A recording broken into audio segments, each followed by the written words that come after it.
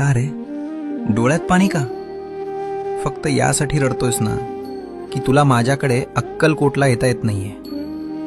इतर लोक जातात आणि तुला मात्र परिस्थितीनं बांधून ठेवलंय याचं वाईट वाटतंय ना. तू तिथे येऊन त्या गर्दीत मला शोधतोस, पण मी तर तुझ्या घरातल्या त्या कोपऱ्यात तुझ्या देव्हाऱ्यात मांडी घालून बसलोय.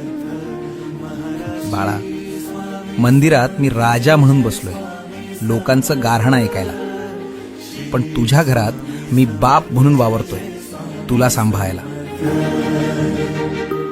मग राजाच्या दरबारात जाणं महत्वाचं की बापाच्या मांडीवर बसणं महत्वाचं? त्यामुळे अक्कलकोटला येता येत नाही याची खंत करू नकोस. आत्ता याच क्षणी डोळे मिट आणि बघ, मी तुझ्या समोर उभा नाहीये, तर मी तुझ्या आत बसलोय.